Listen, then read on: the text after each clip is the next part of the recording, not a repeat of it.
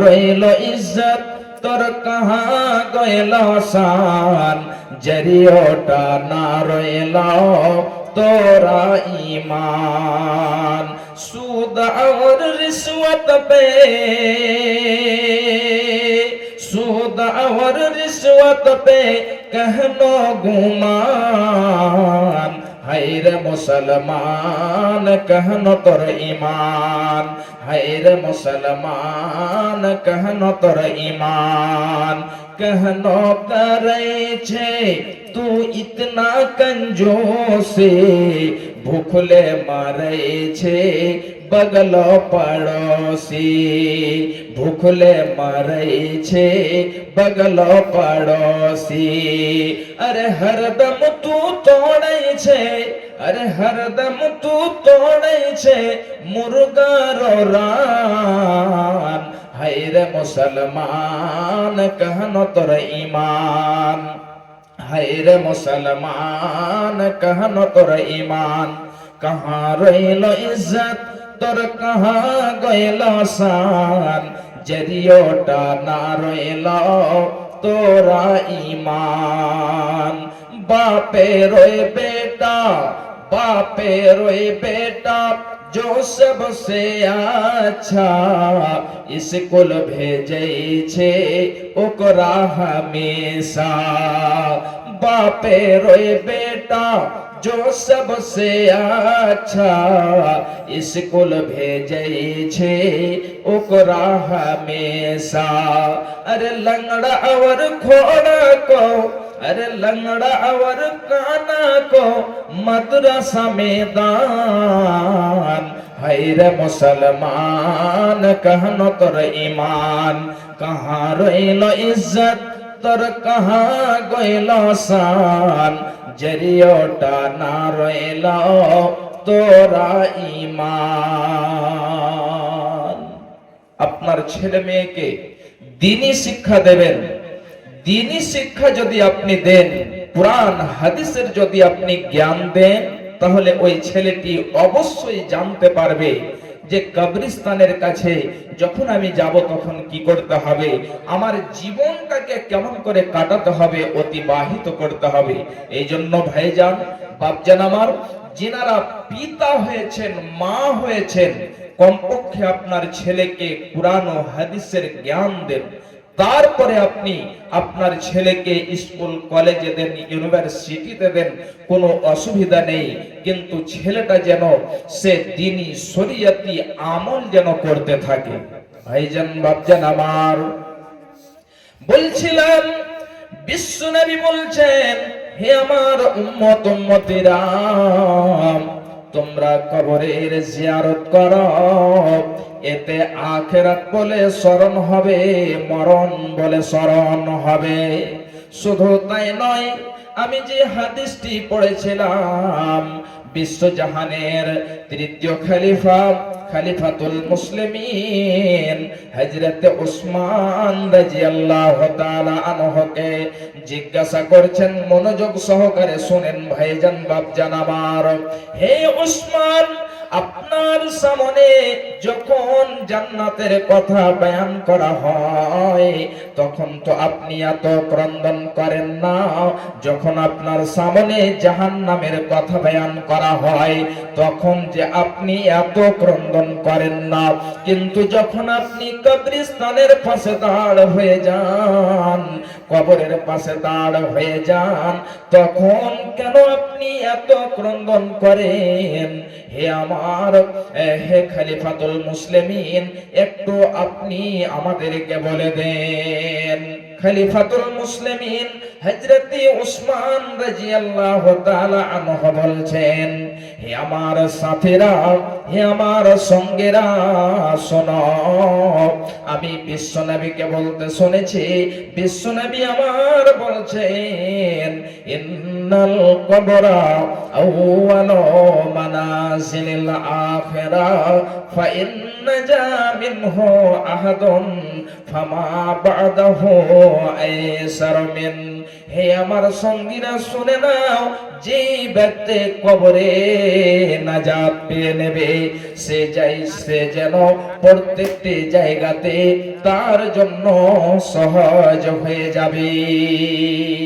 কবরের মধ্যে যে ব্যক্তি নাজাত পেয়ে যাবে, কামিয়াব হয়ে যাবে, বিশ্বনবী বলছেন সে প্রতিটি জায়গাতে যে কামিয়াব হয়ে যাবে। ভাইজান বাপজান আমার, এবং বিশ্বনবী বলছেন ওয়া ইন লাম ইয়ানজু মিনহু ফামা বাদাহু আসাদ মিনহু। যে ব্যক্তি কবরের মধ্যে পরিত্রাণ পাবে না, নাজাত পাবে না, ওই ব্যক্তির জন্য সর্ব জায়গায় যে কঠিন হয়ে যাবে। কবরে তার জন্য কঠিন হয়ে যাবে, হাসরে তার জন্য কঠিন হয়ে যাবে, পুলসিরাতে পার হওয়া তার জন্য কঠিন হয়ে যাবে। এই জন্য বিশ্বনবী বলছেন তার জন্য তারপরে যতগুলো স্টেপ রয়েছে, যতগুলো জায়গা রয়েছে, প্রত্যেকটি জায়গায় তার জন্য কঠিন হয়ে যাবে। আমি এর আগে বলছিলাম, মানুষ যখন মারা যায় তাকে কাফন দিয়ে দাফন করে চলে আসে। যখন মানুষেরা ফেরত চলে আসে, এমন সময়তে দুইখানা ফারিস্তা কবরের মধ্যে হাজির হয়ে যায়। বিশ্বনবী বলছেন ওই দুইখানা কবরের মধ্যে ফারিস্তা তাকে উঠিয়ে বসিয়ে দেয় এবং এক এক করে তিন খানা প্রশ্ন করে।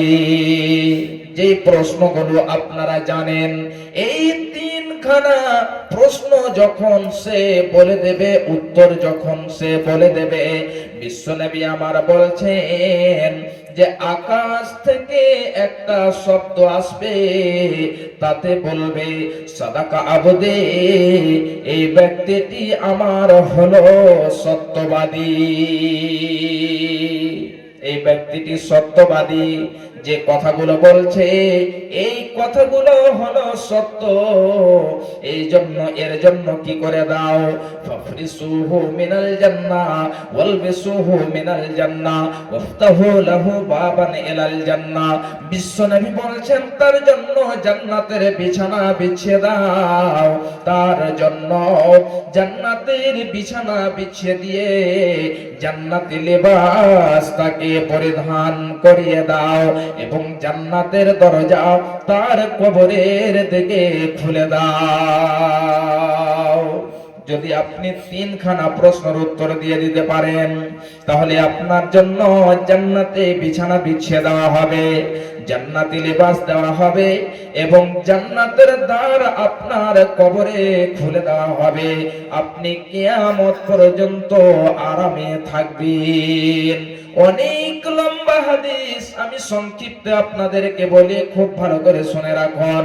বিশ্বনবী বলছেন যদি ওই ব্যক্তি তিনখানা প্রশ্নের উত্তর না দিতে পারে, বিশ্বনবী বলছেন আকাশ থেকে একটি শব্দ আসবে, কাযাবা আবদে, এই বান্দাটি হলো মিথ্যাবাদী।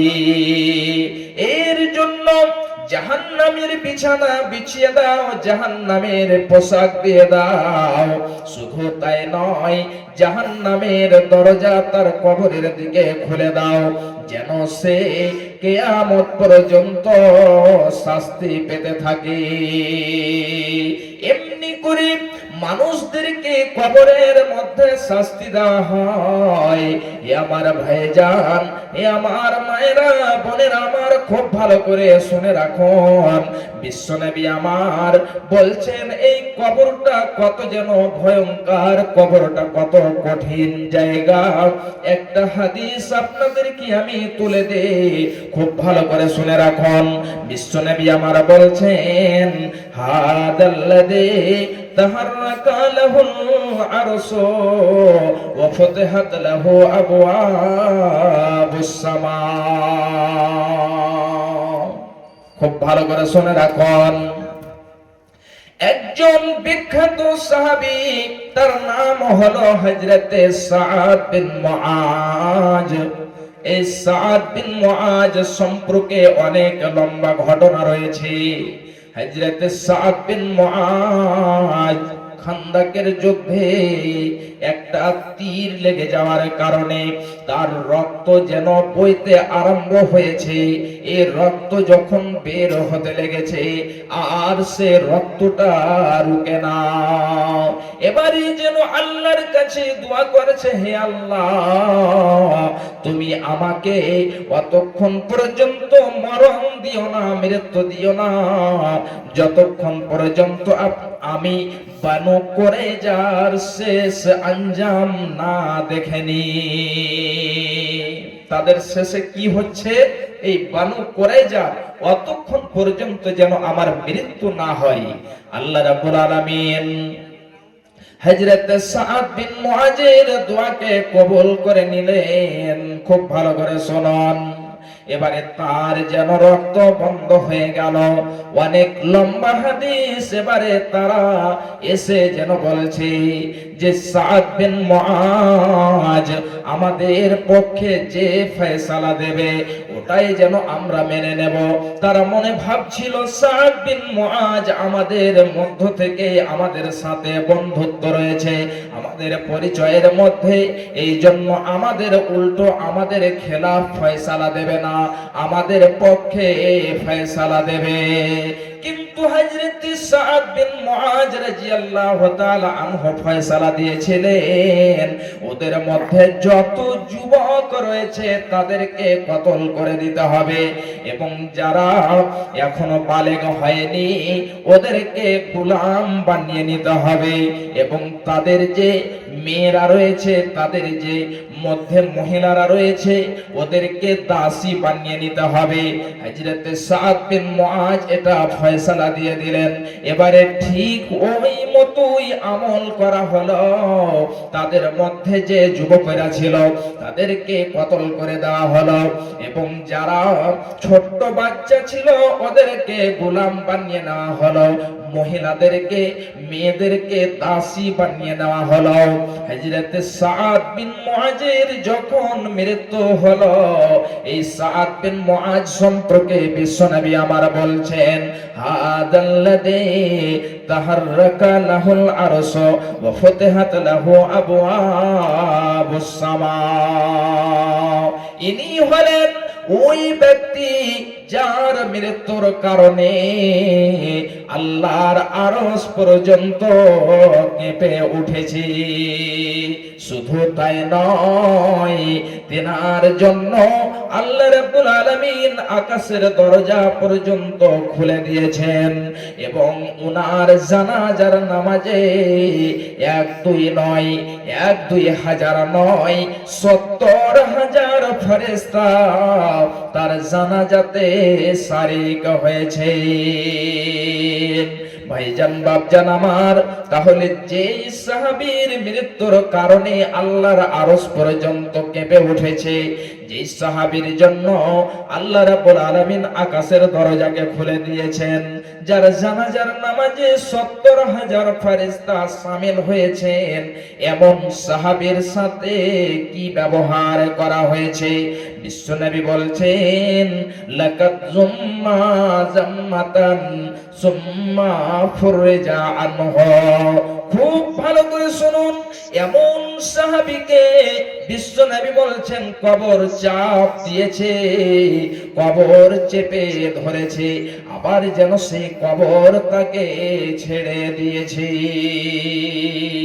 হে আমার মায়েরা বোনেরা আমার, খুব ভালো করে লক্ষ্য করুন, এমন একজন সাহাবী যে সাহাবীর জন্য আল্লাহর আরশ পর্যন্ত কেঁপে উঠেছে, তাহলে ওই সাহাবীকে যদি এমনি কবর চেপে ধরে, তাহলে আপনি একটাবার বলুন তো যে আপনার জীবন এখন 30 বছর কেটে গেল, 40 বছর কেটে গেল, 50 বছর কেটে গেল, এই জীবনটাতে আপনি কতটুকু নেক আমল করেছেন, কতটুকু আপনি আল্লাহর বিধানকে মেনে চলেছেন? আপনার সাথে আমার সাথে কবর কি ব্যবহার করতে পারে? আপনার সাথে আমার সাথে এই কবরটা কি ব্যবহার করতে পারে।